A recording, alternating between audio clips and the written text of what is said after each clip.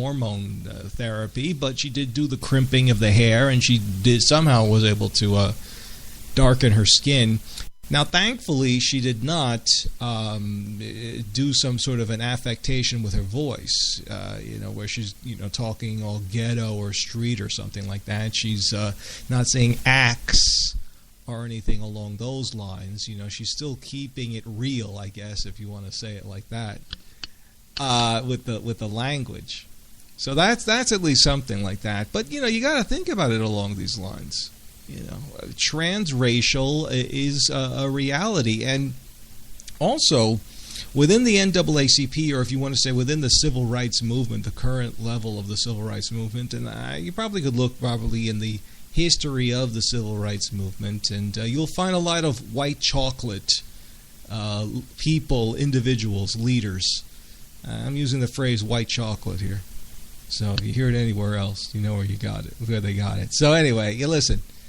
Benjamin Jealous, the former president and CEO of the NAACP, he was in that position from September of 2008 until November of 2013. You take a look at this guy, Benjamin Jealous. If you didn't know that he was black, you would think that he was white, or at least like a white ethnic. Maybe like he was an Italian or something like that, or something along those lines, right?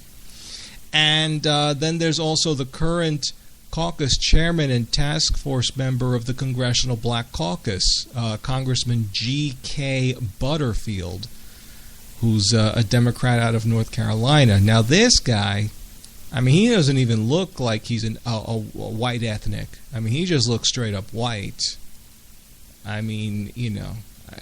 He does. And in fact, where is it here? They were talking about it here. I was looking at this, doing some research up here. Yeah, described it by the Washington Post as an African American who appears to be white. Butterfield acknowledges he has European as well as African ancestry and that he identifies as African American. He has noted that he grew up on the, quote, black side of town and led civil rights marches. So this is the thing we're dealing with here. We have a president who's got a white mother and a black father.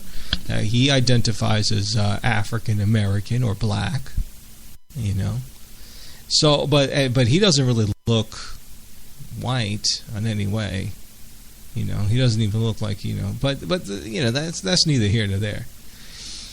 So I don't know. This does kind of raise some very interesting issues. Now, besides the case of this woman being mentally insane, she's definitely dealing with some sort of trauma that happened from her relationship that fell apart. But it does go deeper into the roots of how she grew up and what she was identifying with at the beginning. But like I'm saying, there is a broader issue to be dealt with about identifying and what people identify as, so that is an interesting aspect to it, I think. But she's a nutcase. This is as simple as that, really, and it just points to the proof of the fact that yes, I do have to say this. Yes, liberalism is a mental disorder. There is this whole mental illness that goes on, especially within the far left, with these people, and they wind up doing all these types of things. So I don't know. It's something that's going to continue to go on until somebody. Hopefully, this woman will get the help that she needs. Look at George Zimmerman. George Zimmerman is. Well, I don't know if who he identifies as. Has he actually ever said who he identifies as? Or what he identifies as, rather. George Zimmerman is supposed to be a white Hispanic, but he doesn't look white at all. But that was a media creation. Like I said, we never really heard who George Zimmerman identifies as. Right. But like I said, she is just nuts. But I'm just saying that there is this broader issue about identity and what people identify as. I think maybe what I'm going to have to do is move to Japan and then I can say that I'm Japanese. I identify with the Japanese culture. Well, actually, that's already been done. If you guys remember, especially the guys from the Nimbusters board, there was that girl Apple Milk 1488, who went over to Japan, and she was always she was on YouTube all the time. And young white girl, pretty cute, and she was into the Weebio or Weibo culture. Some like white kids who really are into all of like Japanese pop culture and everything like that. And she wound up learning Japanese and moving over to Japan. I think she's still living there. She's into doing music and stuff like that. So there's like a white woman who identifies as a Japanese, or identifies with the Japanese culture. So this is just very, very strange. Yeah. And Dombrowski is saying that 10% of America is nuts. That's 33 million perps. Yeah. I pretty much agree with that. Yes, and hello to Shillbilly. And everyone else in the chat, of course. So. Yeah, so I don't know. This is just going to be a very, very, very strong issue, I think. This is a lot of fun, though. This woman and everything that's surrounding her. And it gets more and more crazy as it gets into these things. So anyway, moving on here. All right, it seems that John Kerry was not assassinated, or at least ISIS. I should rephrase that whole thing. ISIS did not try to assassinate John Kerry. Now, this is something that was coming out of Iranian media, and it was reported by the Jerusalem Post. And the Iranian media, let me see, it was which one here? One place picked it up. Let me see here, which one is it? Because, of course, a couple of weeks ago, I think it was like 2 weeks ago, John Kerry, he was in Switzerland, he was bicycling. He was, of course, in Switzerland having meetings about the Iranian talks. And he's bicycling and he broke his leg. It was his thigh bone, very bad fall, and had to be sent back to the U.S. And he's still doing his business just over Skype and stuff like that. But let's see here. The Nassim News Agency. This is an Iranian news outlet. They wrote an article based on, quote, an American news website which cites a Russian Foreign Intelligence Service report, which sounds very familiar. If some of you probably already know where I'm going with this. But what this website reported was that John Kerry was secretly meeting with ISIS, or members of ISIS, and ISIS was setting him up for an assassination attempt. And they tried to kill him. They shot him, I guess, in the leg, and they didn't get him. That's what the real story was. But as I said, this American news website, which cites a Russian Foreign Intelligence Service, this is actually a place or a writer called Sorcha Faal, or Fall, F-A-A-L. And she's been doing this for a couple of years. We looked into this. Well, it's more than a couple of years now. At least 10 years she's been doing this on this website. And people continually fall for this crap. I don't know why people do, but they just do. She writes the craziest things on this website. And I don't even think that she is really a she. And I'm trying to remember correctly, because I did look into this. And the real writer of this Sorcha Faal is a man. And who claims to have some sort of links with the intelligence services somewhere, but that's even dubious. But always the articles start off with sources from Russian foreign intelligence and all this kind of stuff, and it makes it sound like all real super cloak and dagger and everything like this.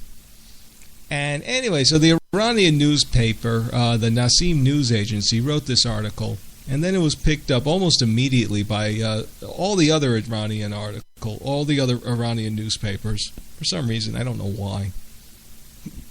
And let me see here. So what they're saying here is it Kerry's meeting, in which the alleged assassination attempt took place, was with Gulmurod Kalmanov, a senior Tajik police commander trained in the U.S., who announced his defection to Islamic State in a video released last week. And having received training from the U.S. State Department previously, Kalmanov was well aware of State Department security procedures, and he used the knowledge to get another member of his entourage into the secret meeting with Kerry with the intention of assassinating him. So, the report cited communications interpreted by Russian intelligence from France, the U.S., and Switzerland as confirming that two other people were shot in the incident, one of them fatally. But of course, it's all lies. It's all crap. It's all whole cloth bless. But it's still funny. And of course, this very same day, I don't know if coincidentally or not, John Kerry released a photo of himself on Twitter. The first picture of himself still recuperating but doing work. And you see his leg is up there, and, nobody was shot, nobody was killed, nobody tried to kill John Kerry. But it is just amazing how, especially the Iranian news agencies, they wind up going really into all of these conspiracy stuff. Unfortunately, a lot of the Middle East, they will just publish so much of these conspiracy theories as facts. And that's how these things wind up growing on the internet, when you hear a lot of these different conspiracy theories, because somebody will see that it's been published in a Middle East newspaper, and a lot of these, they're like not one-man operations, but, a few people. They're not really big or anything like that. And then they get published somewhere, somebody sees it, they do a little translation, and then it just grows from there. So, it's just very, very bizarre. Now, the other thing is, I don't know why this Sorcha Fowl continues to publish stuff. It must be, there has to be some sort of reason for this. Is it just to see who's stupid enough to fall for it all the time? Or what? I don't know. So, anyway. Doing work on Spreaker. Yeah, I don't know. I don't think that John Kerry is using Spreaker. Sorry about that. So, anyway. Alright, let's see. Is Pedo Todd here? I don't think that Pedo Todd is in here. Yeah, I have to find this Tyree. I don't know who this Tyree is, but he seems like an interesting guy. Yeah. Anyway. Now, there is another thing here. It seems that in India, there is an ice cream cone being sold. I don't know where this is really, how big this is. Because this is coming from the Daily Mail. And they have one picture of a guy here. And, I don't know. He's just one guy, And he's got a couple of boxes here. It looks like he's selling ice cream out of a cart somewhere. And I don't know what the shape of this cart is. I wouldn't want ice cream out of that cart. Let's just put it that way. Doesn't look like it's the cleanest. He doesn't look like he's the cleanest either. I don't know when this guy's last had a shower or anything. I don't even know when the last time. Maybe he hasn't even washed those clothes in a while either. So you wouldn't want ice cream from this guy, but he's got a bunch of boxes on top of this ice cream cart, and he's selling Hitler ice cream cones. Yes, I kid you not. These are actual, authentic Adolf Hitler ice cream cones. And they've got the picture of Der Fuhrer on them and everything. Now, the cones themselves, they just look like regular ice cream cones. I don't really know what makes them so, authentically Hitler. I mean, they're not made out of Jewish skin or anything. No offense, sorry. But the article here from the Daily Mail says that the ice cream cones are readily available across India. And you look down at these other pictures of these boxes, and there's one that's really funny. Hitler is dressed up like Uncle Sam, and he's got the special Uncle Sam top hat, but then the top of the hat is a swastika. So it looks like a swastika's flying up out of his head. It's kind of funny. It's like so that's pretty funny. But I don't know what they keep showing this one guy with his ice cream cones. And it's like it's an ice cream cart on a moped. So he's got this moped. I don't know how he's able to balance this and drive around on this thing. On the back of the moped, he's got this giant ice cream cart. And then he's got the Adolf Hitler ice cream cone boxes on top of that. And it looks like he's got some sacks of something. I don't know what else. Something else he must be selling. It's pretty messed up. But I was looking at this article, and it seems to me that I understand why they're publishing this, because the key line here is lack of Holocaust education in the country means that the snack isn't shocking. So the publication of this article, and it's not only here in the Daily Mail, but also German newspaper Bild covered this, and this has been making the rounds all across Europe, this story about the Hitler ice cream cones. And in all of the stories, they're always talking about how, there's no Holocaust education in the schools of India. So I'm just kind of wondering if this is like some effort that they're trying to push the Indian schools to adopt Holocaust education in their curriculum. Because, the swastika in Hindu culture, it's a sacred symbol in the Hindu culture. And Hindus, of course, very, very big in India. And there have been other instances, not only in India, but in other parts of Southeast Asia, where they take up, the whole, I don't know, it's like some sort of coolness or something like this, or like, I don't know, ironic hipsterism, or I have no idea why they do this, but it's like there have been cafes in Indonesia that have like Nazi themes. What do you mean, news guy? You don't know? You did not know the Hindu is in the India? What kind of a news guy are you? I mean, all right, so my career with Microsoft tech support isn't going to be very good, but hey! I don't care. I'm not in tech support, damn it. No, I am your radio guide through the adventure of coffee and cigarettes. Huh? There you go. Yeah, you got to watch those Marlboros over there in that pen. Yeah, they're clever girls. Well, hey, are you ready to start off your week of hell? Yeah, the Monday Mocha. Yeah, I wanted to make it the Monday grind. Of course, they were like, no, it's got to be the Wednesday grinder. So, yeah, it's Mocha. Yeah, I know it sucks, but, Monday sucks, so it kind of works. Hey, it is Monday, June 15th, 2015, and, of course, 80 degrees Central Park right now. Yeah, it's cloudy, muggy, really, it's that hot, sticky, nasty kind of heat. Yeah. I mean, it's good for me and Jenny, No pants me, no top her. It works great for us, but everybody else is in kind of bad moods. I don't know. Well, we're not in a bad mood, and we're here with you, ready to churn out another great show, and we've got a brand new guest / co-host who's a real diva. But enough of that. We'll get into that shortly. You're probably sitting here going, yeah, okay, quit rambling on like a frickin' idiot. What the hell is this show about today before I turn you off and get on with my life? Well, Well, today on the big show, gang, I've got shark attacks. That's right. North Carolina shark attack. 911 calls. His arms are gone. Yes, I've got that. And, of course, the Shackled N.Y. prison worker. Yes, the one we told you about who helped those felons. Yes, those escapees last week. Yeah, well, she waives a hearing as the manhunt does continue into its second week.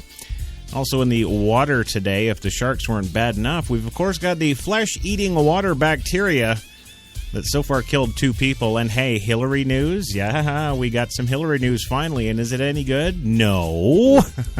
No. Why would it be good? It's not good. Clinton says the 2008 campaign showed that a woman can be president. I wonder if she knows that Obama is a man. Well, we'll also tell you about Donald Trump and the White House bids and his long history of repeatedly not running. So it's kind of really non-news. And, of course, 24 arrested trying to block Arctic oil rigs' departure in Seattle today. That's got some funny pics to it. Oh, boy, all that and so much more today. So, hey, come on in, grab yourself a cup, have a seat, light one up, gang. It's coffee time.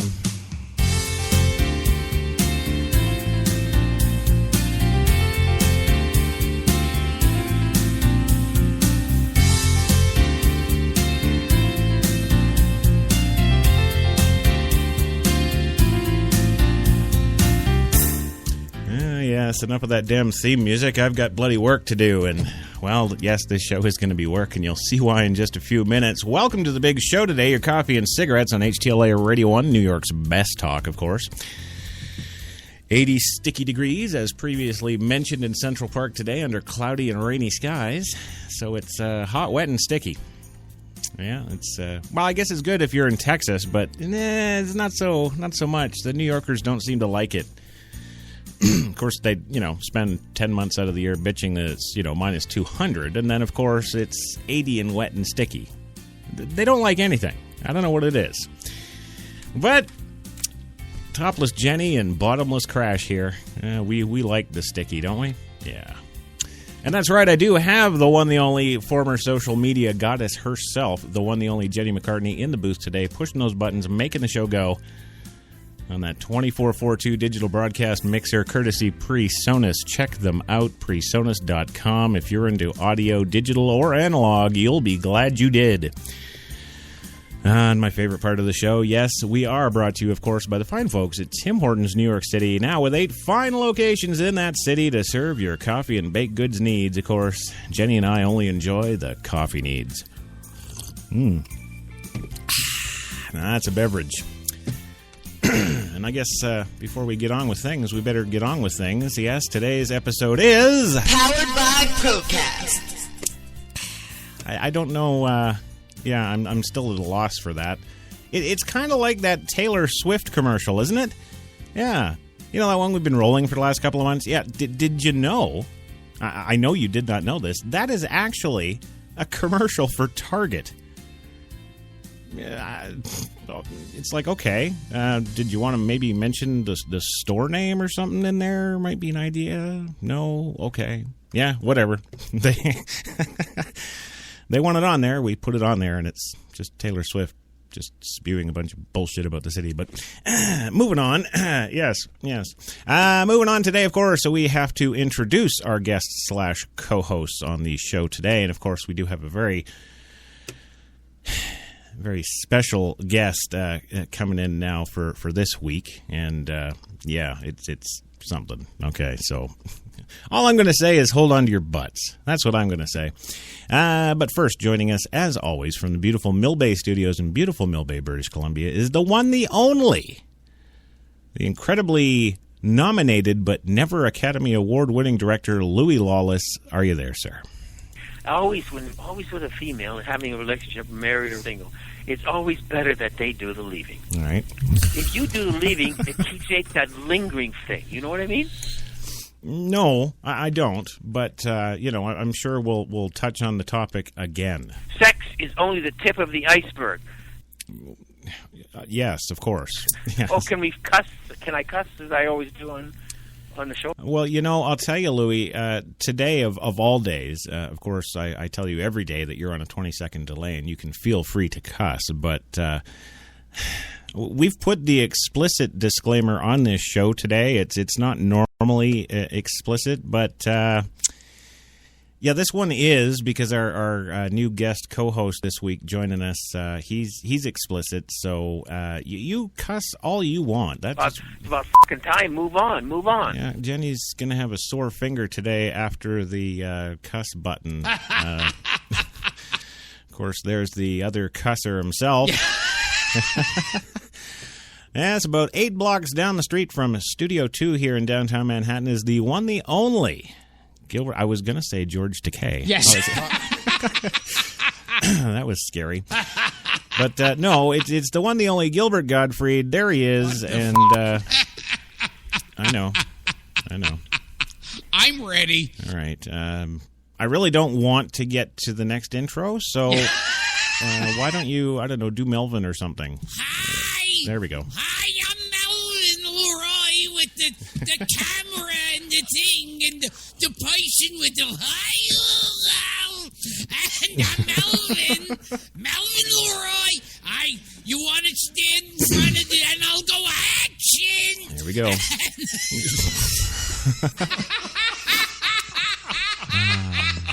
Well, enjoy that, Gilbert. That was probably the last joy you're going to get from this show, well, at least for the rest of this week. Yes.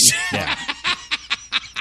The reason I say that is that coming to us from a soundstage somewhere in Arizona, well, is a man we all know, and well, we used to think we loved him. Yes. You thought Morgan Freeman was bad. Well, Jenny's waving the flag here, and of course that means that the diva himself is finally goddamn ready. You may have noticed the show is about 15 minutes late today. Yes. And, well, that's because we had to sit around and wait for His Highness to get on the phone. Yes. So, without further ado, I think we can go to him now. Yeah, okay. I'd like to introduce from a soundstage somewhere in Arizona, the one, the only Samuel L. Jackson. Sammy, are you there? Cancel golf today. It's off your calendar. Good. Good. Okay, so the golf is off, and I'm assuming you're good to go with us now. Well, you do something from beginning to end every night. You got some cohesiveness. You understand what's going on. You do a movie, you don't know what's going on. Yeah, okay. All right. Well, I guess Gilbert could attest to that. He never knows what's going on. So, Sam, a lot of folks want to know, we've had some emails, there seems to be some speculation about your diet and that you're actually not a meat eater. What, can you shed some light on that? I can't usually get them because my girlfriend's a vegetarian, which pretty much makes me a vegetarian. Oh, okay. Yeah. All right. Yeah. Same thing. Well, I don't know. I think pussy qualifies as meat. Well, now you do a lot of work with, a lot of people, actually. He's actually got, I believe, 128 films under his belt right now. Yes. So can you tell the folks, what's it like working with Tarantino? I know he's your favorite director. Oh, yeah. Well, Quentin always writes a great story. Yeah. And generally, the character that he's proposed to me is interesting, juicy, and kind of fun to wrap my mind around and to get inside of and find a way to project him to an audience. Yeah. And have a good time with him. Right. So pretty much like every other actor. Okay. All right. Nasty son of a bitch. Oh, I'm not nasty. You don't have to, Anybody move out, blow your fucking head off. Okay, now he's getting... Yes. Now he's getting... I don't remember asking you a goddamn thing. Well, no, we ask you. You're on a... You're on an interview, I talk, you talk. Well, that's not what it means when you put it in context with two people talking. Whoa, what does it mean? Okay, well, you know what? I'm just going to... guess I'm just going to take a little Tim Hortons there and sit back a bit. Mind if I have some of your tasty beverage to wash this down? Actually, I kind of do. We don't share it around here. But now, before we get going here, we've put together a little montage of some of your best movie lines, and we're going to play that with a little disclaimer that hold on to your butts out there, everybody. This is where it gets explicit. Okay, this is. Yeah, so without further ado, here is Samuel L. Jackson and his greatest movie lines from his 128 films, uncut for your complete joy. And please note that Jenny will be on the censor button as best she can. Okay, so here we go.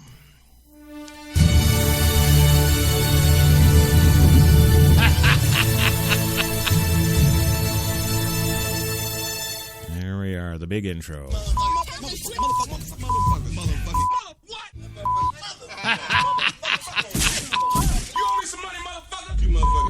Motherfucker, I eat everything. I eat the pussy, I eat the butt, I eat every motherfucking thing. Motherfucker, I'll chew his ass up, motherfucker. Motherfucker, you a smart motherfucker. English, motherfucker. Motherfucker. We're not gonna store it, motherfucker. I'm on the motherfucker. I'm a mushroom cloud laying motherfucker. Ha. You're closed, motherfucker. Sewer rat may taste like pumpkin pie, but I'd never know because I wouldn't eat the filthy motherfucker. The one that says bad motherfucker. That's my bad motherfucker. Goddamn motherfucking motherfucker. Racist motherfucker. Juice, what he got out here? That's right, run, motherfucker. Motherfucker shit don't stink, mouseketeer looking motherfucker. Sit your motherfucking ass down. Bad motherfucker, cause I'm a bad motherfucker. That's right! You can't kill me, motherfuckers! Bad motherfucker. Motherfuckers. Give me a motherfucking hug. Motherfucking this motherfucker. Motherfucker. You fine motherfucker. Motherfucker. You know all them motherfuckers is crooked as a barrel of snakes, motherfucker. Motherfucker. Hung up on me, motherfucker. Motherfucking. Freeze, motherfucker. No, motherfucker. Look at me when I'm talking to you, motherfucker. Motherfucker.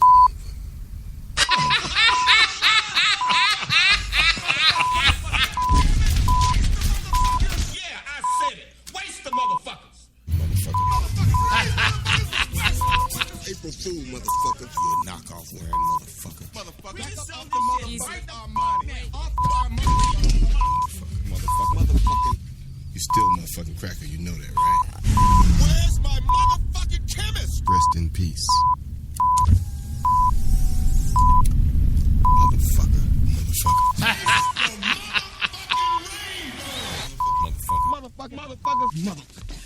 Motherfucker, you better leave, brother. Kiss my ass, brotherfucker. I have had it with these motherfucking snakes on this motherfucking plane. Motherfucker. Bad motherfucker. I ain't trying to hurt no motherfucker. Police motherfucking brute y'all. Motherfucker. Do the math, motherfucker. Nigga, please. Motherfucker. Ooh, dirty motherfucker. Motherfucker. Let's go, motherfucker. I don't have X-ray vision, motherfucker. You thought I stole that, I told you this motherfucker was klepto, motherfucker. All kinds of motherfuckers. Motherfuckers. You motherfuckers. Shit, motherfucker. Oh, motherfucker. Booger eating, piss drinking motherfucker. God damn you, motherfucker. Oh, yeah. Right. You know, and I tell you, it was hard for us to get Sam here. He is one of the most in-demand actors in Hollywood today. And just, going through that little, I don't know, what the hell was that? 10 minutes we'll never get back. Yes. Just going back through every film and every line and all the notable lines there. Two things come to mind. One, Sam always talks about going to set being prepared. Yes. And two, I think the NAACP can just suck HTLA for at least a year. We've done our quota. Yeah. Fuck you. Okay.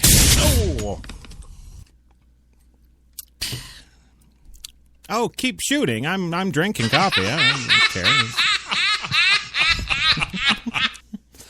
Anybody move out, blow your fucking head off. All right. It's Same thing. Yeah, that's what I was gonna say. Yes. Yeah. I don't remember asking you a goddamn thing. Well, no, but you're on the show, and we ask the questions, and you answer them. That's kind of how it works around here. I'm a mushroom cloud laying motherfucker. We know. We just played your intro. Well, you do something from beginning to end every night. You got some cohesiveness. You understand what's going on. You do a movie, you don't know what's going on. Yeah, we've covered. You don't know what's going on. Okay. All right. Normally, both your assets would be dead as fucking fried chicken. But you happen to pull this shit while I'm in a transitional period, and I don't want to kill you. I want to help you. You want to help us. Yes. Yes. I don't know. No. Well, thank you. I don't even know what my name is anymore, but thank you for being here on the show, Samuel. It's great to have you. And I don't know, what do you think about coffee and cigarettes here so far? The repository is shit. Oh, okay. All right. Well, I guess we'll move on now. Would that be a smart idea? Yes. Yeah. Okay. We'll move on and just we'll just leave that there. I mean, I have myself a lot of times anyway. I try to. I'm always trying to bury myself in some characterization, some physical aspect that allows audiences not to just see me. Right. It drives my agents and managers crazy. We want to see you. Yeah. We want to see you and Mother Effer again. Yeah. You. Oh, I'm sorry. Did I break your concentration? Not at all. We're continuing on. Yes. They get crazy because all of a sudden nobody loves them. Oh, I know. Yes. I know. So there you go, Samuel L. Jackson. Nobody loves him. Welcome to the show. Now, moving along today, of course, we've got the stories. Shut the fuck up, fat man. This ain't none of your goddamn business. Okay. Bullshitters, never keep your mouth shut. Always hustling, always looking for something to do and putting things together. That's a American. Look how they took the country away from England. Right, we know. Yeah. Well, moving along today, of course, we've got some big news coming up here, and it's, oddly enough, shark news. Not that the weather is any kind of weather. We'd be going out to the beach anyway. Yes. So we don't have to worry, so this will be fun. Yes, well, for some North Carolina shark teenagers, however, not so fun. No, two teenagers who were injured in separate shark attacks on the same stretch of a North Carolina beach Sunday are lucky to be alive. Local officials said in a press conference today the victims, who were not identified, were taken to New Hanover Regional Medical Center in Wilmington, North Carolina, according to Brian Watts, Brunswick County Emergency Services Director. A 13-year-old girl's left arm was amputated below the elbow, and she also suffered a leg injury, according to Watts. He said a 16-year-old male's arm was also taken below the shoulder. Dispatch recordings of the 911 calls reveal a chaotic scene as bystanders and family worked to keep the victims from bleeding out. It looks like her entire hand is gone, a woman told a dispatcher at 911 in the first call. She said the family used a boogie board cord as a tourniquet and held the dry towel to the girl's wrist. After the attack on the second victim, a panicky woman said, "His arm is gone." The key to the success was the fact that the bystanders on the beach, both patients did very quick first aid, or had very quick first aid, Watts said.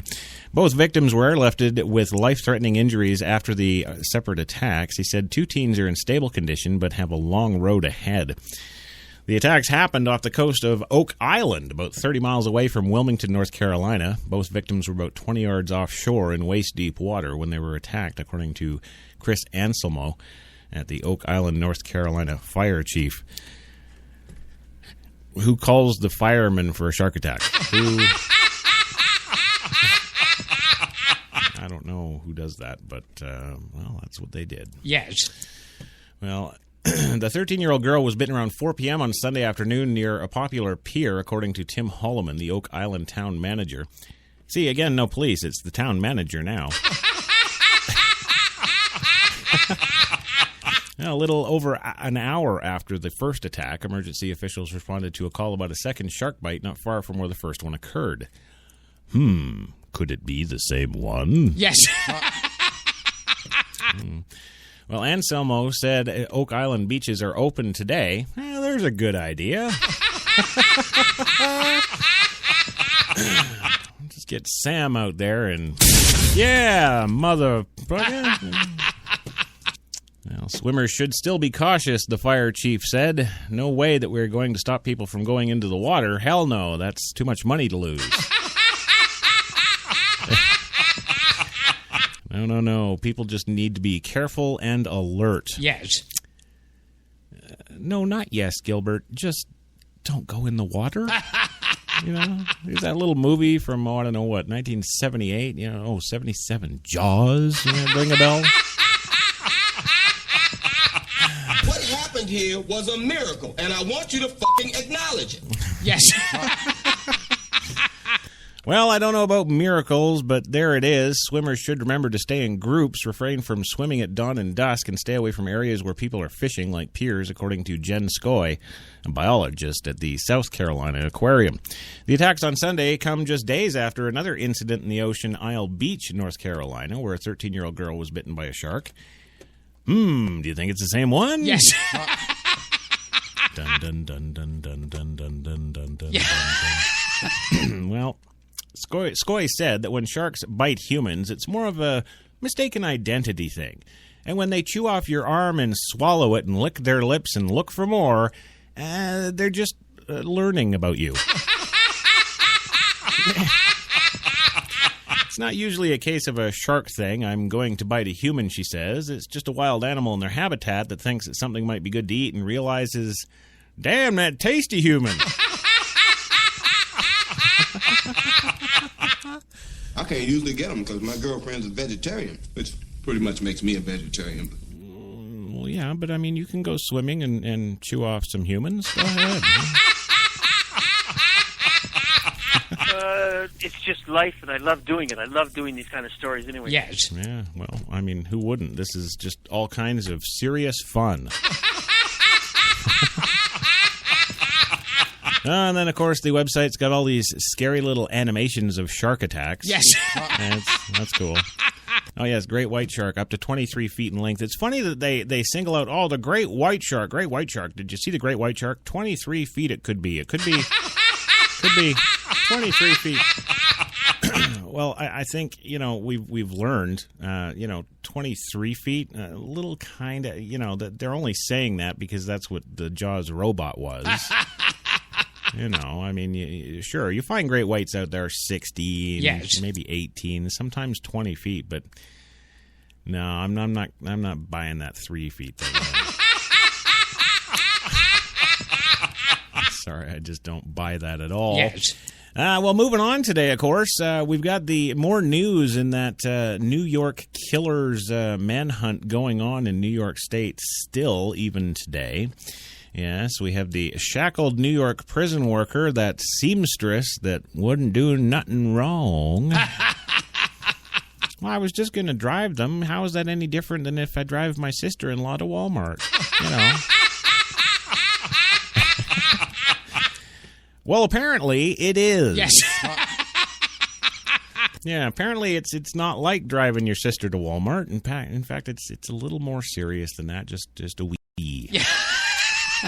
Well, that prison employee at the center of the sensational escape waived her preliminary hearing in a North New York courtroom today. As the manhunt for 2 killers quietly rolled into a 10th day, Joyce Tilly Mitchell, 51, wore a black and white striped prison jumper, a bulletproof vest. Why? Who the hell wants to kill her?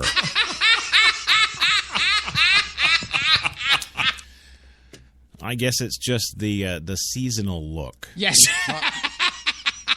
Oh, what's good for New York this spring? Oh, a bulletproof vest. Yes, the bulletproof vest, leg shackles, and handcuffs as she trudged head down into Plattsburgh City Court. Mitchell waived a preliminary hearing during the brief appearance. Her case was sent to Clinton County Court. Mitchell faces felony charges and counts that could bring more than 7 years in prison on charges that she supplied hacksaw blades and other tools to inmates Richard Matt, 48, and David Sweat, 35.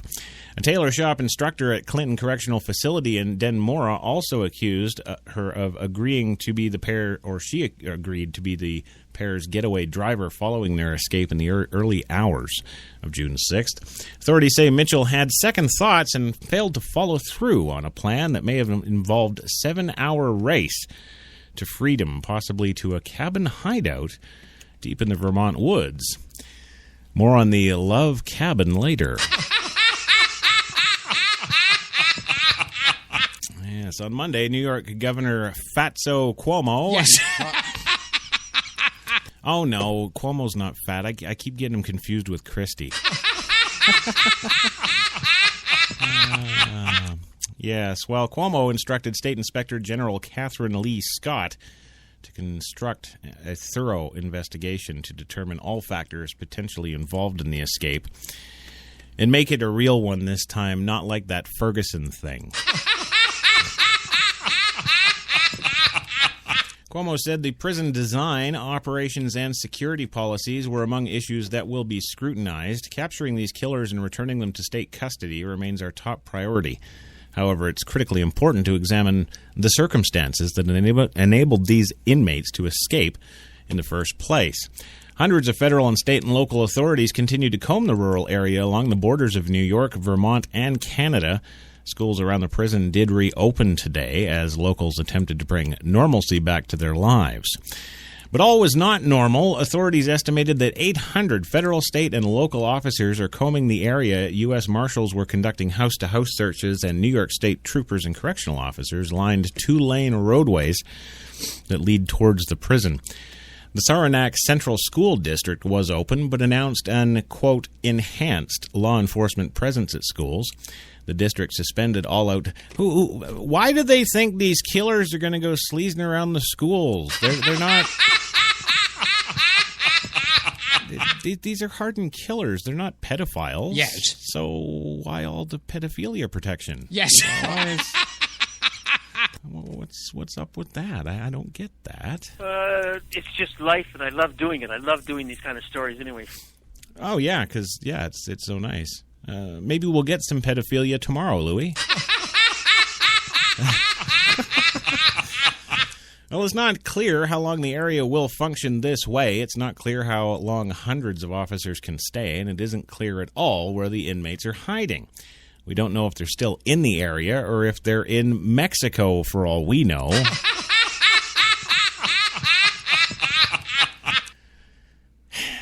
So there you go. The New York killers could be drinking cervezas. Yes. Okay. Well, you know, if they did that, that would mean, oh no. We're New York killers and we're hiding in Texas. That's right. I think, Sharon Hundley Chesley is indeed in the Spreaker.com chat today. Sharon, what can you tell us? Yes, we'll go live to our correspondent in the Lone Star State. Yeah, there we go. Anyway, listen, we are going to break for our first commercial break, but don't you worry. When we come back, we've got more terror in the water. Yes, water bacteria of the flesh-eating kind. Yes. It just kind of floats up on you, and you're done. Yes. Well, that's what's coming up, so hold on to your butts. So back in 2. You've got it locked to HTLA Radio 1, New York.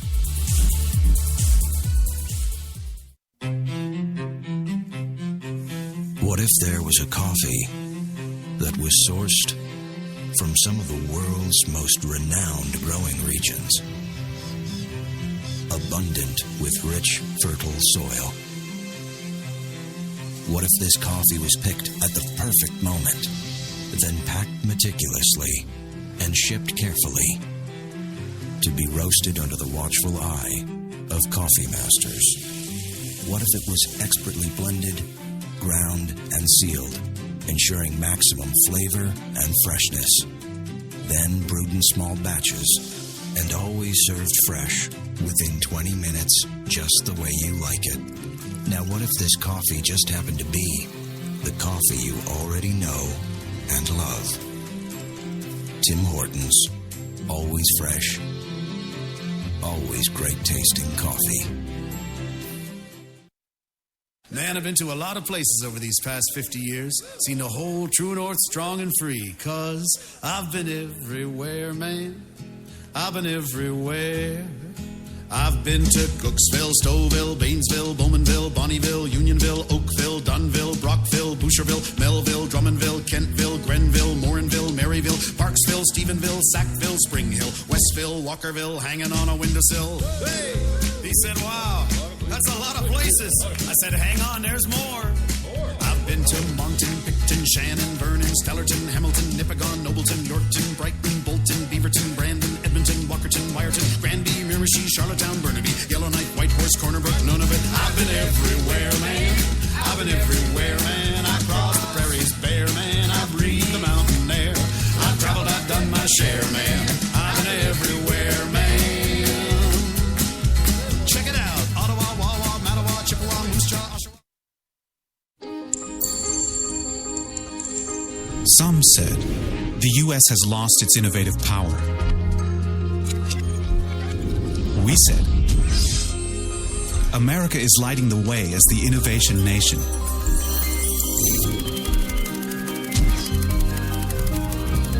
Singular insights, superior execution. That's the power of global connections. Bank of America Merrill Lynch. Voted top global research firm 2011, 12, and 13. Hi, I'm Mike, founder of DollarShaveClub.com. What is DollarShaveClub.com? Well, for $1 a month, we send high-quality razors right to your door. Yeah, $1. Are the blades any good? No. Our blades are f***ing great. Each razor has stainless steel blades, an aloe vera lubricating strip, and a pivot head. It's so gentle a toddler could use it. And do you like spending $20 a month on brand name razors?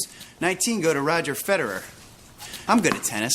And do you think your razor needs a vibrating handle, a flashlight, a back scratcher, and 10 blades? Your handsome-ass grandfather had 1 blade and polio. Looking good, pop-up! Stop paying for shave tech you don't need. And stop forgetting to buy your blades every month. Alejandro and I are going to ship them right to you.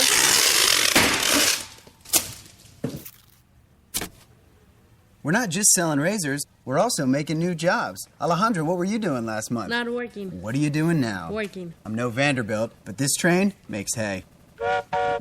So stop forgetting to buy your blades every month and start deciding where you're going to stack all those dollar bills I'm saving you. We are DollarShaveClub.com, and the party is on.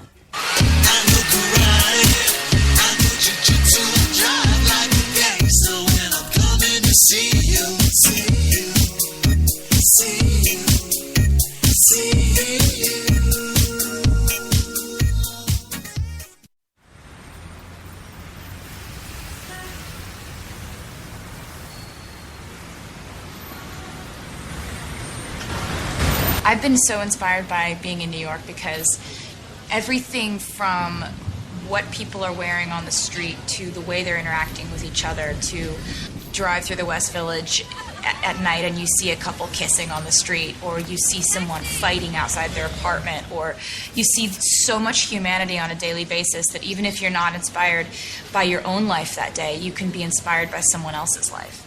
You got that long hair, slicked back, white t-shirt, and I got that good girl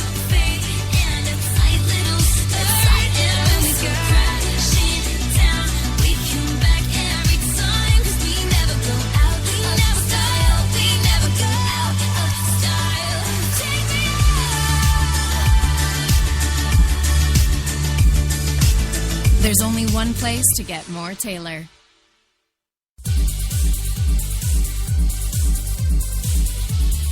We're New York's best talk radio, HTLA Radio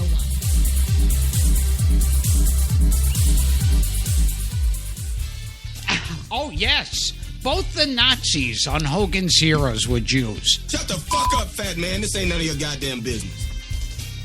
Hey, Joe, hey, Cary Grant as a cantor. Hey, Joe, hey, Oh, man. Well, you know. Fuck you. Fuck you. Yeah, thanks. Yeah. It's good to have the clean, living man Samuel L. Jackson on the show today. Yeah. That's the foul-mouthed vegetarian. Yeah. Fuck you.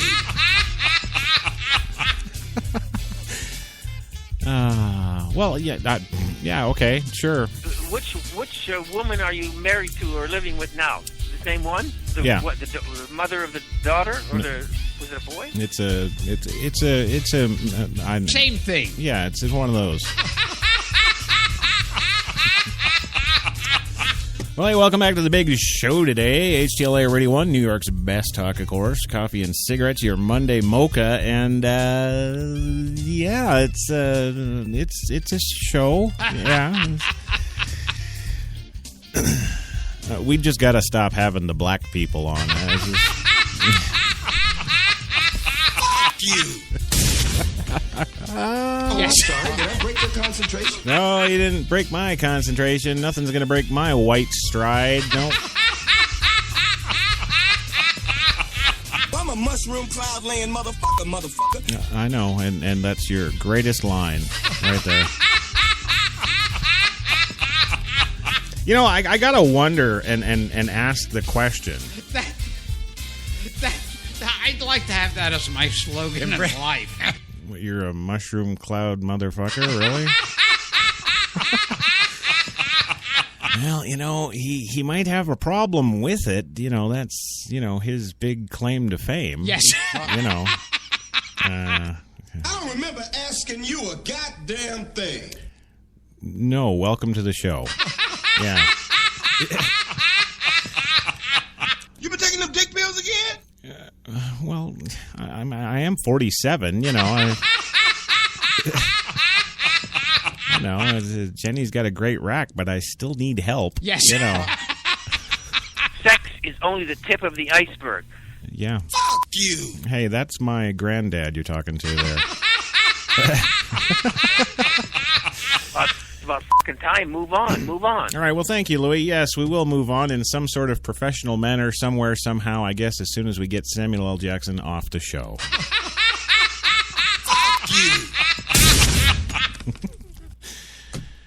you. You must, do you pay for the holes you leave in those sound stages? Do you? Nasty son of a bitch. Yes. I guess. Oh, yeah, that's probably what it is. They're probably telling him to stop shooting shit. Yeah. Well, of course, in keeping with our agreement and license with the NAACP. Yes. We've had, just about every black guest we can have. Well, no, that's not true, Gilbert. Yes. Yeah, we could actually get Oprah on here. Yeah, that would be, we'll have Oprah. The music is fantastic. Mm-hmm. Oh, you got to hear it. You like the Oprah music? Yeah? Fuck you. No. Oh, I'm sorry, Samuel. What? Yeah. Gilbert was laughing. What did you say? Fuck you. Okay, thank you. All right, well. Is that even being beeped? Is that... Really? I mean, I know we totally had it covered for that whole segue in his introduction. Yes. I thought Jenny was very diligent in keeping up with those 2,849 beeps. You ought to be ashamed of your goddamn self. Yeah, yo mama. Wow, wait a minute. No. Where do you think he learned it? Yeah.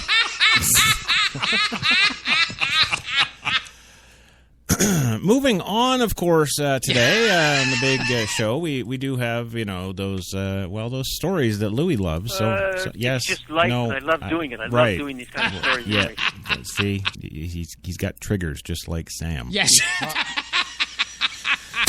Oh, there he goes again. Well, moving on today, yes, we do have the damn stories. Quit with the black people.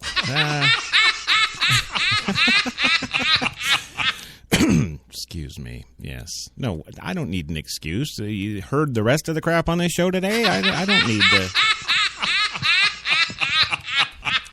Man, what am I thinking? Well, the flesh-eating water bacteria is the new terror threat. Yes. Yes, that's right. A bacterium that flourishes in warm, brackish water has killed 2 people in, well, you guessed it, Florida. And likely, because people will not stay out of the water, it's likely to take more lives. Yes. But, of course, people can easily lower their chance of infection. How do I put this? Y'all stay out of the damn water.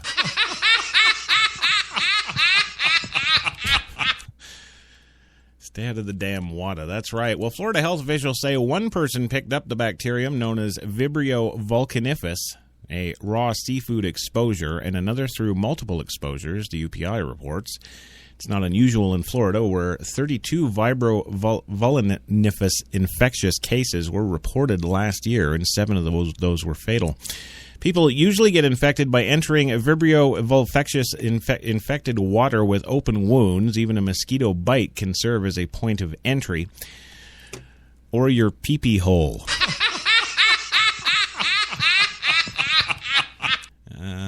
That's something I don't want eaten away. I don't... Yeah, well, per the Gulf Coast Research Laboratory, you can also get it via eating raw seafood. Sufferers with weakened immune systems, chronic liver disease in particular, are especially at risk, according to the Florida Department of Health. Mild cases resemble stomach flu or food poisoning. CBS News reports, but Vibrio vulcaniphus... Now, let's stop and take a few moments out to play Sound Out Those Latin Words. Okay, so the first word, of course, is vibrio. Yes. Right, I've got that down. Then the second word is vulnificus. So I'm thinking vulnificius. Yes. Do you think I've got that? Vibrio vulnificius. I feel so educated. Well, whatever the hell you want to call it, it becomes life-threatening, of course, when it enters the bloodstream. Then come symptoms like blistering skin lesions, low blood pressure, chills, fever. Sufferers sometimes endure painful skin infections and have their limbs amputated. So remember, if this doesn't take your arms, the sharks will. Well, death results in about half of the life-threatening cases, as the laboratory puts it. That's said by many experts to be the highest human fatality rate for any bacterium. The more grim results explain why Vibrio vulnificius is loosely called flesh-eating bacteria, even though it doesn't meet the official criteria. UPI noted last year, there are ways that you can actually avoid Vibrio vulnificius, including tips on shellfish cooking and a warning to avoid raw oysters altogether. Another Vibrio vulnificius factoid: Maryland and Gulf Coast states like Florida have the worst infection rates, but the bacterium is spreading to new waters thanks to global warming. Yes, there's more dangers in the waters. Yes, there is. It's not just the sharks. So there you go, and there that is. And I was a little remiss here in my duties. Yes. When we came back from that commercial, of course, we were supposed to go to the traffic report. Yes. And, well, I guess because we've got too much black already. you. Yeah. All right. Thanks. Yes. I don't remember asking you a goddamn thing. Did I mention your frickin' name? All I said was black. Yes. Oh, I'm sorry. Did I break your concentration? No, not at all, black man. No. Well, so before I get further keel-hauled in the fictitious waters, have my limbs eaten off by sharks or bacteria or a combination of the above, we should go to HTLA's Chopper One and Brock Favors. But I'm not gonna. Nope. No, screw y'all. Had enough. Don't care anymore. And that's... Fuck you. Right. Okay. Well, we've got Clinton news, and this is the important stuff, right? Yes. Right here, gang. We have not heard anything from Clinton since 3 weeks ago in Ohio when she had a second coffee appointment with those 5 maybe possible voters. And what, may you ask, would be topping the old news books for her today? Yes. Well, oddly enough, it's got nothing to do with her, Scooby-Doo, or the Mystery Machine. No? No, it's really more of a statement piece. Yes. I think, you know? When the headline reads, Clinton says the 2008 campaign showed that a woman can be president. When I first saw this morning, I scratched my head. Yes. Pulled my balls out of that thing in the pants that it gets. You know, it gets caught in the I don't know, the folds of the jeans or yes. whatever, you know? Yeah, I know, and what everybody's thinking, oh, wear underwear. I hate to break it to you, ladies who don't know any better. Yes. But even with underwear, your ball sack still gets caught in the folds of the... Right.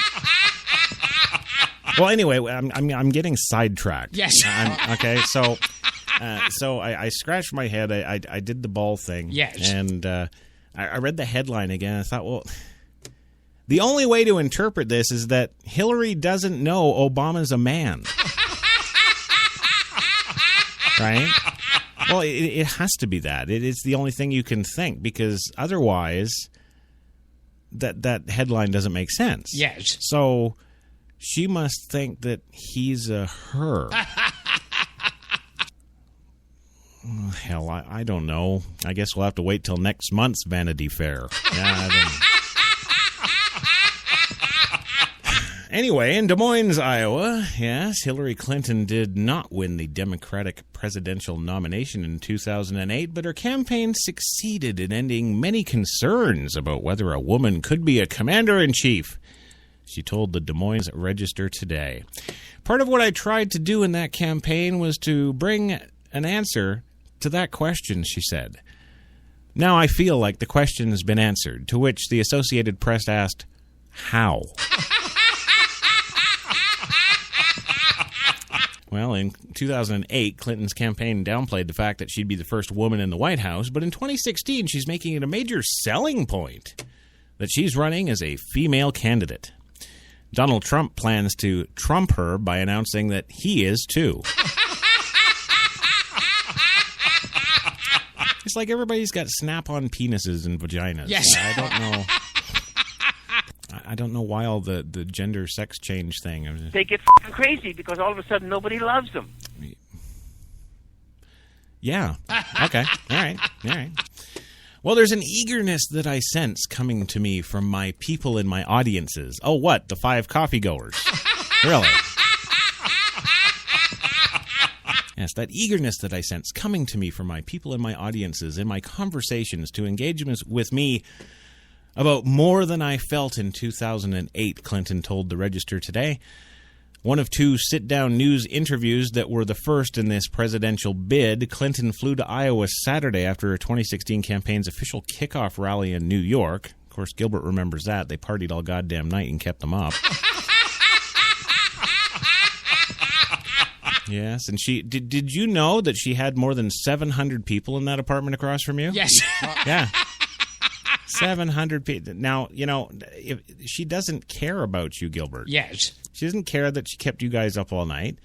What's that going to translate to in the White House? Well, in wide-ranging 15-minute interview... Oh, yeah, because it's a hugely wide-ranging interview for 15 minutes. We'll know everything there is to know about her in 15.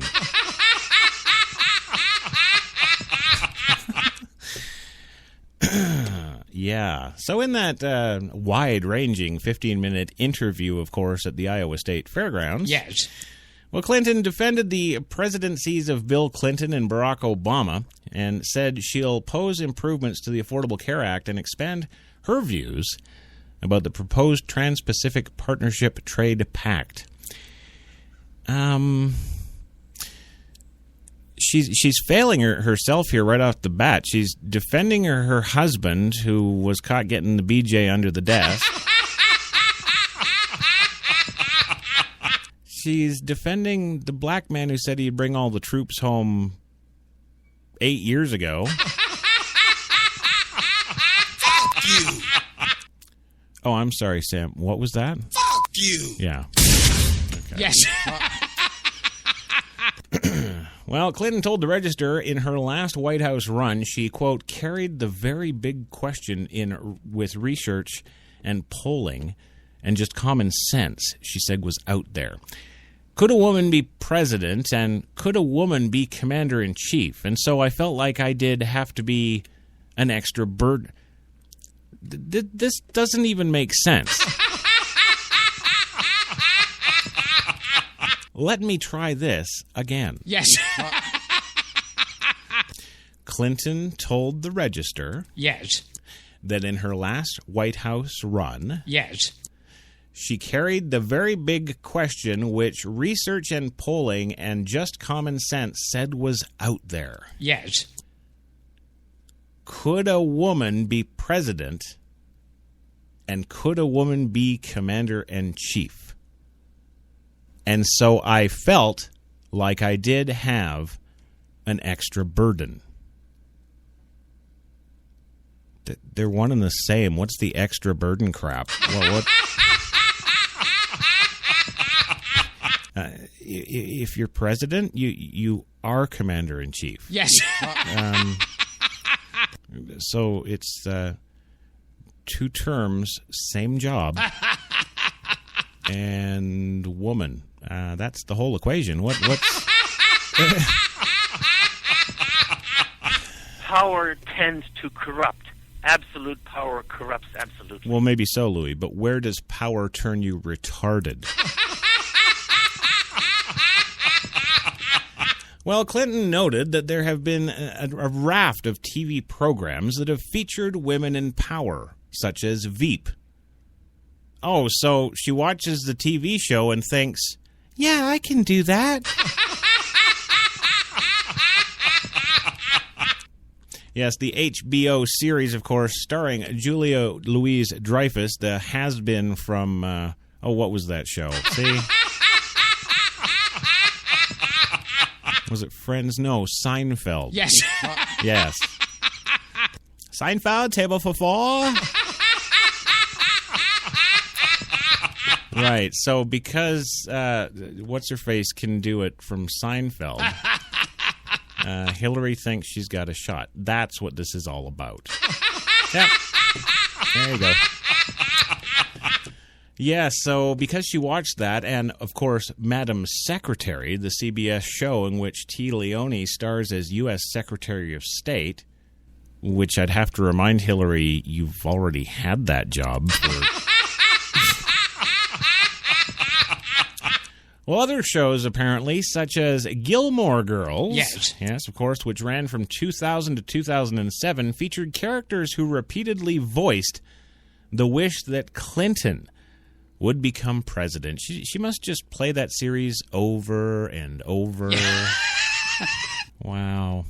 A lot of different cultural references, which I find both fascinating and kind of reinforcing, because it does take a leap of faith of imagination for people to envision a woman in the Oval Office. And oftentimes culture and entertainment is ahead of the political system in lots of ways, she said. Are you going to stick with that statement there? Well, of course, now Clinton says that her gender is not the only reason to vote for her. No, it's her incredible hair.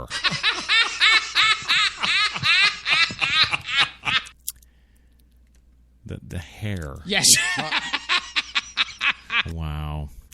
Also a factor, I expect to be judged on my merits, she said. And the historic nature of my candidacy is one of the merits that I hope people take into account. Well, you know, I can give her this much. She's probably going to be a shoo-in for an Oprah interview. I think she'll definitely get at least a shot at that if she actually won. She rejected the notions, of course, that her presidency would represent a third term of either her husband or of Obama.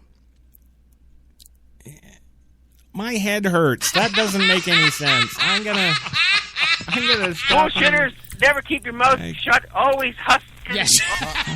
We know. Yeah, I don't know. Okay, so she says, I'm running for my first term. God damn it, she's smart.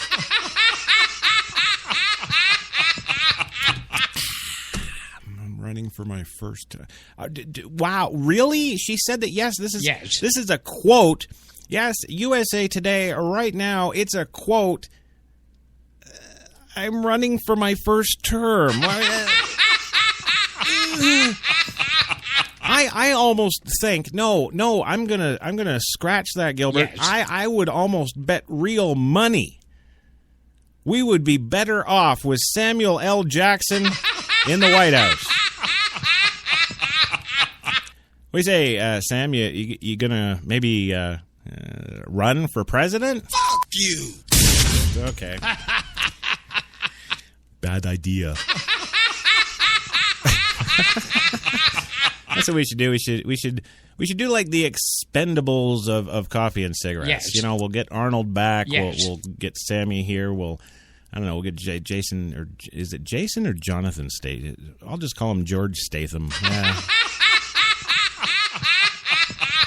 I always get that screwed up. Anyway, even as she defended two prior Democratic presidents, Clinton said that she'll have her own ideas for how to make college more affordable. That ought to be good. She wants to, one of her main initiatives now, this is important, listen up. Yes. To make child care and preschool available for every child. Yeah, that should go a long way to strengthening our relations and indeed alliance with Iran. Yes. Well, it would be a mistake not to look at what worked during the terms for Obama and Bill served, she said. Both inherited problems of... Oh, yeah, it's the GOP predecessors. Yeah. Yeah, so Obama lies his face off to the American people because, well, the Republicans did it. I think I'm catching on to this whole government thing in the States now. Yes. So how can the country become a clean energy superpower? How to fund infrastructure and, quote, just like I say here on the show, so much more. Clinton said she will strongly defend the laws, often referred to as Obamacare, but over the course of her campaign, she'll impose some fixes, such as, quote, how to deal with the high cost of deductibles that put such a burden on so many black families. And, of course, how to deal with the exploding costs of drugs, particularly the so-called specialty drugs. On trade, she seemed to land on the side of House Minority Leader Nancy Pelosi over Obama in wanting to ensure stronger protections for American workers, but it was not clear how she would suggest Democrats handle the stalled trade vote currently sitting on Capitol Hill. Well, if there's a God in heaven, we won't have to worry about that. Yes, if there's any mercy above, you'll put Sam Jackson in the White House. Yes. Fuck you. What, you don't want to cancel your golf again? I think you've got a good shot. I think that it's. I don't remember asking you a goddamn thing. Okay, well, we'll just leave him alone. Yes. I don't know. I don't know why HTLA gets these co-hosts and then they don't want to talk. I don't. Or when they do, it's all threats and ew, I'm big and black. And... Well, enough of that. Damn it! I'm taking control of my own show, and we're gonna go for a commercial and gone for. Well, I guess 2 whole minutes. Yeah. Yes, but don't fear, we are coming back, and hey, when we come back, we're going to tell you about, the CEO himself, the big Mr. Executive, the one who's like a tenacious businessman that absolutely will not stop, no matter what, and of course, we'll tell you about Donald Trump and the White House bids and the long history of not running.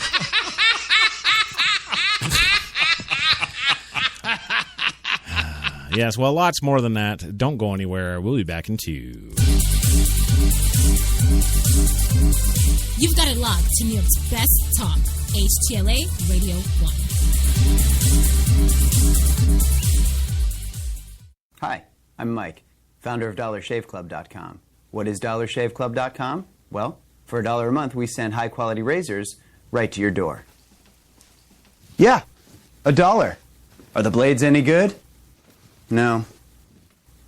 Our blades are f***ing great.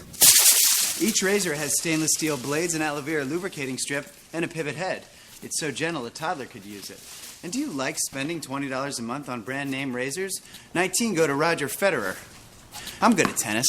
And do you think your razor needs a vibrating handle, a flashlight, a back scratcher, and 10 blades? Your handsome-ass grandfather had 1 blade and polio.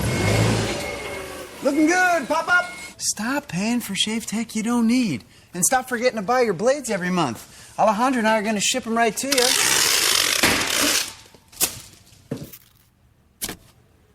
We're not just selling razors, we're also making new jobs. Alejandro, what were you doing last month? Not working. What are you doing now? Working. I'm no Vanderbilt, but this train makes hay. So stop forgetting to buy your blades every month and start deciding where you're going to stack all those dollar bills I'm saving you. We are DollarShaveClub.com, and the party is on.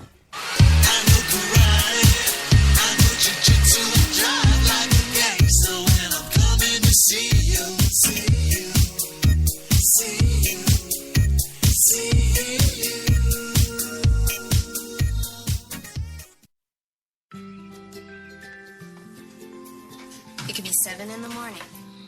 Or 10 at night. In Chilliwack, BC. Or St. Peters, Nova Scotia. It could be Michelle. Or Mark. Or Jen. But whenever, wherever you order that cup of Tim Hortons Premium Blend Coffee, You know that it's always Always. fresh. From Newfoundland and Labrador to Vancouver Island, Tim Hortons, a coffee all our own. When we arrived at our hotel in New York, the porter was so incredibly careless with our bags. And the room they gave us, it was beautiful. A broom closet. But the worst part was the shower. My wife drying herself with the Egyptian cotton towels. Shower curtain defined that whole vacation for her. Don't just visit New York. Visit TripAdvisor New York. With millions of reviews, a visit to TripAdvisor makes any destination better. Some said the U.S. has lost its innovative power. We said America is lighting the way as the innovation nation.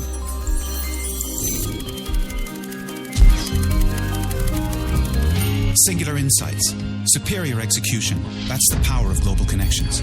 Bank of America Merrill Lynch. Voted top global research firm 2011, 12, and 13. My family! He's got a gun! Someone once breaking into your home. What do?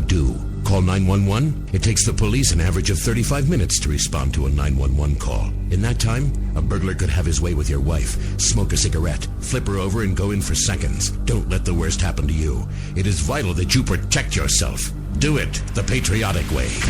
That's right.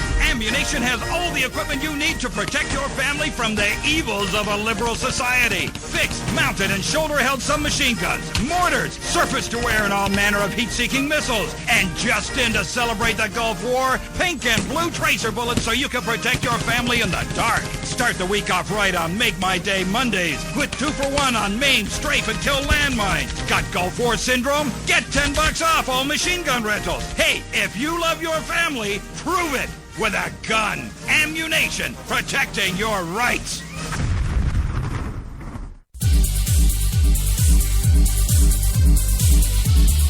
We're New York's best talk radio, HTLA Radio 1.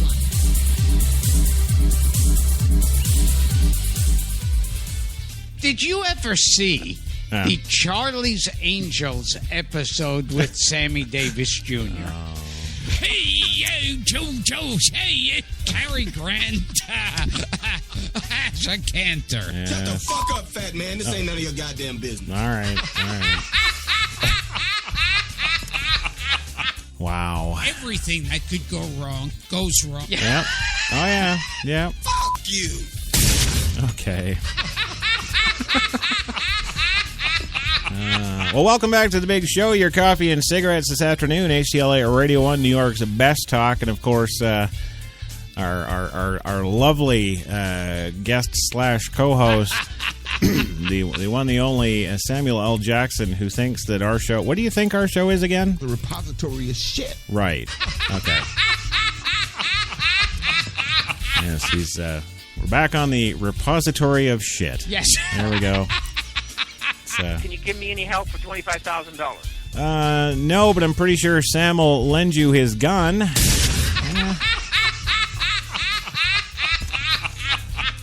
Yes. Welcome back to the big show. Of course, your Monday Mocha for the 15th of June, 2015. 73 degrees right now in New York. It's cooling off a bit because everybody's bitching and moaning.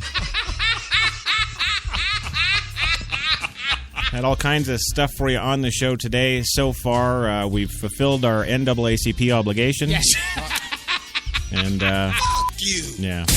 And, of course, also with that NAACP obligation, we skipped Brock Favors and the HTLA Chopper 1 traffic on the one there. Cancel golf today. It's off your calendar. Good. Yeah, watch it, Siri. Don't argue with him. He's a motherfucker. Yeah. Fuck you. There you go. You ought to be ashamed of your goddamn self. Oh, yeah, me. Yeah, I'm all about that. My mom's rolling over in her grave right now. Yes. Yeah. They get crazy because all of a sudden nobody loves them. That's really what it boils down to. Yeah, it really does. But hey, you know, what are we going to do about it? You know, and I think there were complaints about it. Oh, yeah. Where I think like they were saying like they were going to censor it or stop in Britain, saying this is against the laws of nature.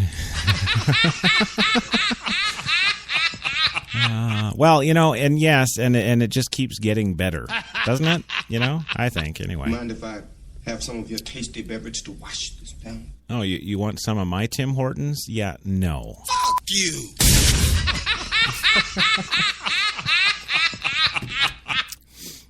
I guess for all the folks at home that are listening on the radio, yes. Of course you can't see, he is actually holding the gun gangsta style. Yes. Fuck you. Yeah, like they'd ever let you on a golf course. Yeah. Fuck you. I feel a little worse because I wasted an hour and a half, 2 hours of my fucking life. Yeah. You know? So, but in the end, what the fuck? You know? Are you high? Fuck you. Bullshitters, never keep your mouth shut, always hustling, always looking for something to do and putting things together. That's a American. Oh, what? No English today? What? Well, don't worry. We do, of course, have the story coming up. We thought we'd save it for the very end of the show. Yes. To keep all your black asses in suspense. Fuck you. About, of course, Rachel Dolezal, and yes, the chairperson of your NAACP, Negro. Fuck you. That's probably why Sam's in a bad mood today. He found out the president of the NAACP there is white.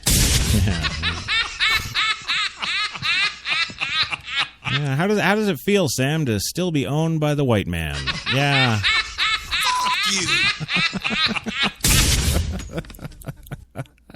Nasty son of a bitch. Are you pissed?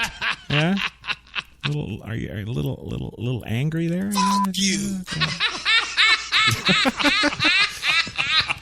Well, I think I've done enough taunting of Sam here today. Yes. Yeah. He needs love, Chris. Come on. No.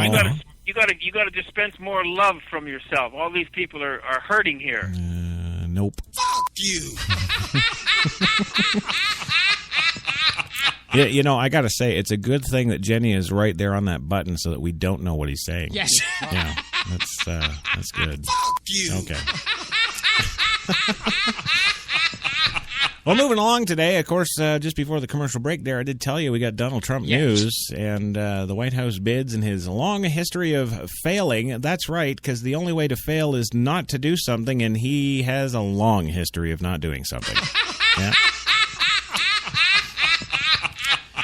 So let's do a little recap. Yeah, HTLA is going to take you on a little time machine. Yes, we'll look back at some of Trump's past flirtations with the White House bids. In 1988... Yes, way back when. Ever wonder how the notion of a President Trump got started in the first place? Well, you can thank a GOP activist named Mike Dunbar for hatching the idea. Dunbar from New Hampshire wasn't exactly thrilled when his party's slate of White House hopefuls in the summer of 1987. No, Vice President Bush and Senate Majority Leader Bob Dole of Kansas. I'm Bob Dole. Those guys are duds, Dunbar told the Associated Press. Yes. Mm-hmm. Thus, the draft Trump movement was born. I figure Trump has what it takes, Dunbar told the Associated Press, while the real estate tycoon maintained that he didn't envision running in 1988. He did make the trip to New Hampshire in October of 87, where, according to an account from the Philadelphia Inquirer, he ripped into Japan and Kuwait and said the Ayatollah Khomeini made Soviet leader Mikhail Gorbachev look like a baby. Well, and it's funny because I always thought, I didn't know it was this Mike Dunbar guy. Yes. No, I always thought it was Ross Perot. Yeah, that first introduced Trump to the world, I guess, to the idea of going to the president of the United. Yeah. Years later, Trump would tell Boston.com that the heady days of the 1987 draft Trump movement might have planted the seed for his later moves towards a presidential campaign. In 2000, a dozen years later, the seed began to bloom. Well, kind of. In the fall of 1999, Trump quit the Republican Party, saying, quote, "I really believe the Republicans are just too crazy right." He said at the time, of course, to join New York's Independence Party, the state's version of the Reform Party, Ross Perot. NAFTA. Yes. Well, it's a very great possibility that I will run, he said, according to the New York Times, regarding the Reform Party's 2000 presidential nomination. He ultimately opted against a campaign a few months later after saying that he'd become convinced the Reform nominee couldn't win. Had he run, he would have faced off against Pat Buchanan for the nomination. Suffice it to say, things could have gotten ugly. Quote, "He's a Hitler lover. I guess he's an anti-Semite." That's a good way to get the folks behind you. Yes. Yes, he said of Buchanan on Meet the Press, he doesn't like the blacks, he doesn't like the gays. Well, I like him better already.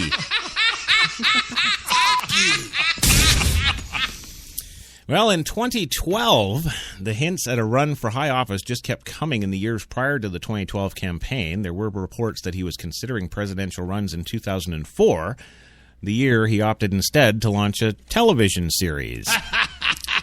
Yes, of course, The Apprentice. And 2008. There was also that flirtation with gubernatorial bids in New York in 2006, which he ultimately also passed on. Well, he considered it again in 2014. Yes, an election that he told the Associated Press he, quote, would win easily. Yeah. Yes, though he stipulated he would only run if he ran unchallenged for the Republican nomination, and alas, of course he didn't. But back in the 2012 presidential race, Trump had gained increased notoriety for questioning President Obama's citizenship, claims that, of course, apparently were false with no proof given. Yes. And he had indicated that he was serious about seeking the GOP nomination to challenge Obama's re-election bid. Well, how do you do that? You go shit all over the Republican Party. You just put it down all over their face. Yes. Nice big steamer in November. You do that to them, and then what? You go back 28 years later and think you're going to lead them? I don't know. I think his business savvy might be getting in the way of, I don't know, reality. Yes. Yeah, reality. But back to the presidential race in 2012, Trump had gained increased notoriety for questioning Obama's citizenship, and that had indicated he was serious about seeking the Republican nomination to challenge Obama's re-election bid. America is missing quality leadership, he said at the Conservative Political Action Conference in 2011. Quote, I am well acquainted with winning. Okay. He disputed notions that his favorable standing in polls was simply a product of name recognition and not his proposals. Something resonates with people. People know I'm a serious person. Yeah, as your hair flips in the wind. You know, I think if Gilbert could have come up with that bit, he would have. Yeah. Yes. Well, in the end, again, it was not to be. In May 2011, he said in a statement, quote, I have spent the past several months unofficially campaigning and recognize that running for public office cannot be done half-heartedly. Ultimately, however, business is my greatest passion, and I am not ready to leave the private sector. Looking back on the 2012 campaign that wasn't in the interview with Des Moines Register in January, the Don had some regrets. Quote, I would have won the race against Obama. He would have been easy, he said. I'm kind of thinking this guy is just so full of himself, he's never going to be in the Oval Office unless somebody gives it to him. You know, don't forget, this is the guy who started out with nothing but a $14 million loan from his dad. So there you go. So we wish the Don all the best. Yes. All the best. And stay the Christ away from the White House. Yeah. Well, moving on today, we do have 24 arrested trying to block an oil rig's departure. And this is some funny stuff. I know you guys can't see this, but the imagery is hilarious. You know, these tiny little humans trying to stop this thing that's, 3.5 football fields in size and diameter, and the whole side of it is dotted with these little tiny people smears, and, yes.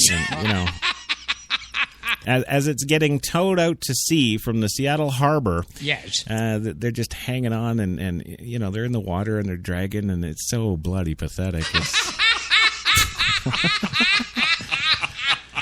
Well, in Seattle today, activists formed a blockade of kayaks. Yes, that'll do it. Around the terminal in the city's port to attempt keeping an oil rig destined for Arctic waters from moving. Well, the Coast Guard just simply went and picked them all up and arrested them all. Because, of course, they violated the safety zone around the rig, the spokesman said. One was Seattle City Councilman Mike O'Brien. Yes, Seattle City Hall in O'Brien was booked and fined $250 and later released. The protesters, he's willing to pay $250 for press coverage. Look at that.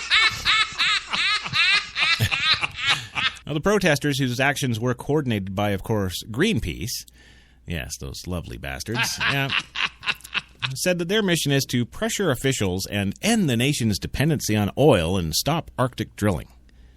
Well, if you want to do that, yes, I don't think it can be done getting drug from an oil rig. You're not going to stop anything that way. Yeah. Well, according to the group's spokeswoman, Cassidy Sharp, who counted 40 to 50 supporters in kayaks and canoes lined up behind the blockade. That's what she said. The police actually arrested all of them, and there was 24. Well, Shell Oil wants to haul its 40,000-ton Arctic destroyer to Alaska as soon as possible, but these courageous individuals are saying, Shell no. Yes. Damn, they're smart. Shell no. Annie Leonard, executive director of Greenpeace U.S., said in a statement, every minute the brave protesters can delay Shell's Arctic drilling plans is another chance for President Obama to reconsider his disastrous approval of oil drilling in Alaska. I thought it was Sarah Palin in charge of all that. Yes, I was wrong. Yes. Well, the Polar Pioneer is one of two drill rigs that Netherlands-based Royal Dutch Shell Petroleum plans to use this summer to explore for oil in the Chukchi Sea off Alaska's northwest coast after the president approved company plans back in May. It arrived May 14th at the port of Seattle, of course, from Port Angeles, Washington. The other rigged and named the Noble Discoverer. I like that. One of them's named the Noble Discoverer. Yes. The other one's named the Arctic Destroyer. Which, of course, Greenpeace called one of the oldest drill ships in the world. I don't know why that matters. Okay, so question, does it float? Yes. Yeah, does it have drilling gear and stuff on it? Yes. Yeah, can it drill for oil? Yes. Then who cares how old it is? Well, in April, 6 activists intercepted the Polar Pioneer in the middle of the Pacific Ocean, 750 miles northwest of Hawaii, and scaled the platform, occupying the rig for nearly a week, Leonard said. Shell plans to drill in waters off Alaska. It drew similar protest, of course, in May, as activists who also have chained themselves twice to a support ship north of Seattle. Shell remains committed to operating in a safe, environmentally, and responsible manner, company spokesman Curtis Smith said. Monsanto. So, yeah, not really big news. 24 arrested, $250 fines each. It doesn't even break 10 grand, does it?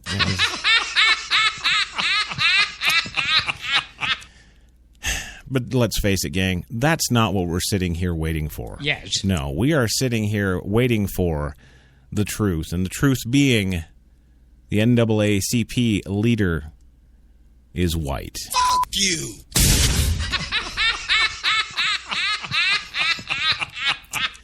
That's right. In Spokane, Washington today, Rachel Dolezal, the embattled president of the Spokane chapter of the NAACP, stepped down from her post today amid questions surrounding her racial identity. In a statement the chapter posted on Facebook on Monday, Dolezal wrote, "It's worth the complete allegiance to the cause of racial and social injustice and the NAACP that I step aside from the presidency and pass the baton to my black vice president." Yes, in a lengthy statement today, Dolezal mentioned some of the issues and concerns of the Spokane chapter, including police brutality.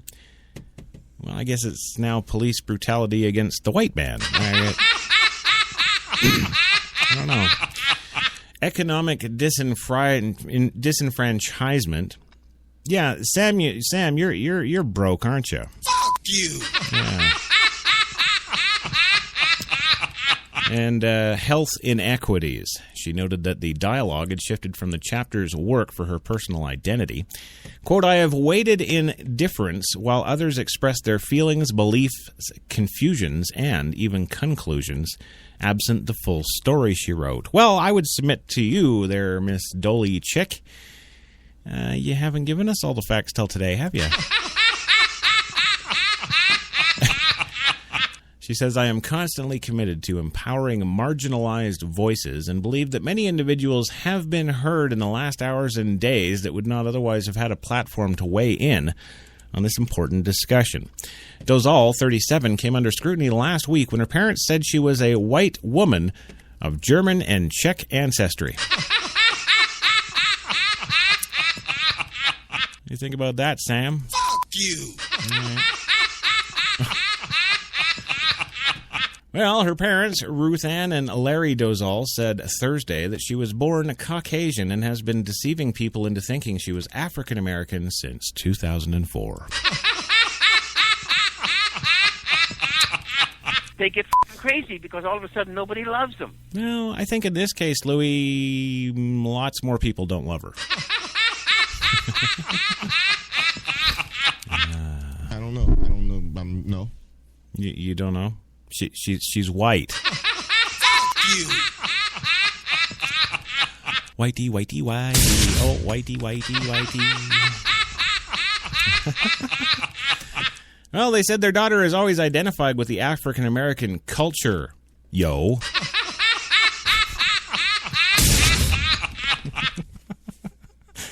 What was that, Sam? Fuck you. Right. Oh, yes, they've always identified with the African-American culture and had black siblings who were adopted. Okay, that's where she got the idea. Yes.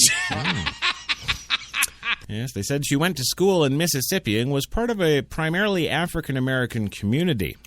Dozal has been credited with energizing the Spokane chapter of the National Association for the Advancement of Colored People.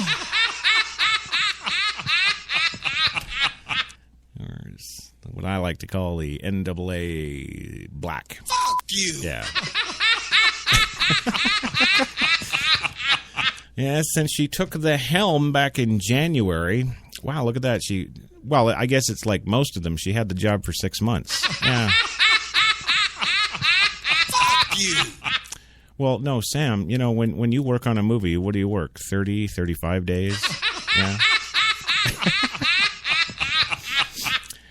Well, some of the increased publicity, of course, came from accusations that the Civil Rights Organization's chapter had received threatening letters and packages in its post office box starting in February from the Reverend Jesse Jackson and Al Sharpton.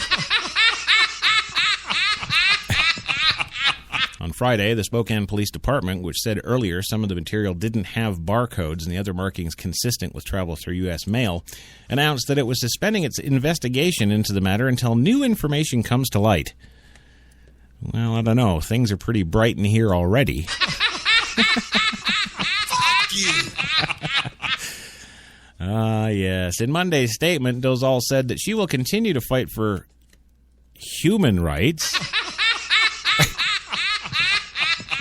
Yes, please know I will never stop fighting for human rights and will do everything in my power to help and assist, now from the white side of things. Whether it means stepping up or stepping down, because this is not about me, it's about justice. It's about the right thing to do. This is not me quitting. This is a continuum. Dozal and the executive board had previously said they would issue a statement regarding Dozal being outed as a Caucasian woman by her parents. On Sunday, she sent an email out to NAACP members stating that Monday's meeting was canceled. When one member questioned her ability to cancel the meeting, Dozal cited her ability to cancel meetings because she was white. Now, actually, she said the meeting will be postponed due to the need to continue discussion with regional and national real black NAACP leaders. Well, the Baltimore-based civil rights organization issued a statement today supporting Dozal. One's racial identity is not qualifying criteria or disqualifying standards for NAACP leadership. Really? Because I'm putting my hat in. Yes, the NAACP Alaska, Oregon, Washington State Conference stands behind white Mrs. Dozal and her advocacy record. Well, since Sunday's cancellation announcement, Spokane NAACP members started a petition calling for her to step down and had more than 500 black signatures. As of this morning, some plan to protest outside Monday's meeting, but she's already resigned. Why do you... Well, it's just like anything else with the blacks. They want retroactive payback. Fuck you. That's expensive. You got to stop that. Even after Dozal announced her resignation, the Spokane NAACP members said that they will show up at the Spokane NAACP headquarters tonight, and they will now be focusing on calling for its members to stand in solidarity and begin the healing with the organization. I guess there's going to be cops killed.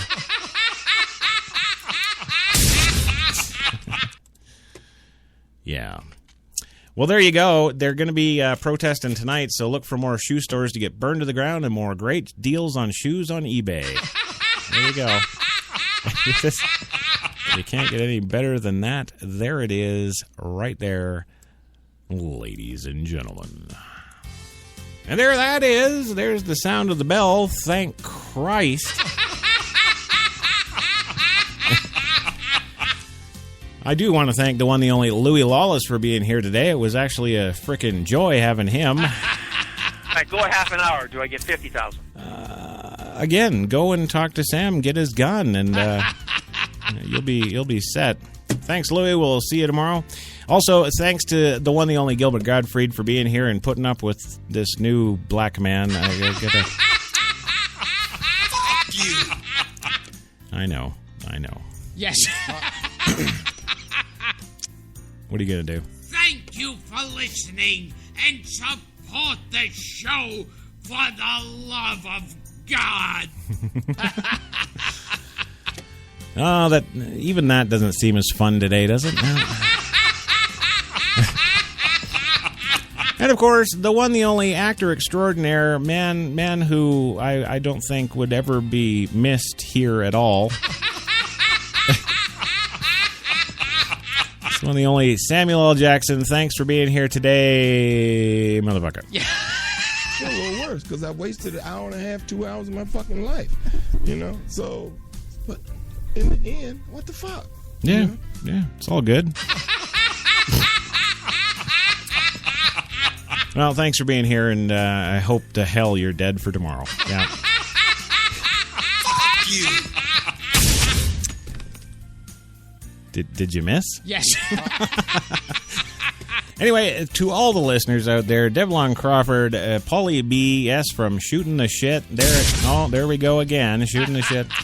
Of course, Sharon, everybody out there in listener land, thanks, appreciate it, absolutely love having you guys here every day, day in and day out, over and over again, over. Well, one thing's for sure, all of us at HTLA here wish you a great Monday, and we hope to see you here tomorrow for the Tuesday Espresso on Coffee and Cigarettes, where hopefully we'll have another guest/co-host. There you go. Have a great day, gang.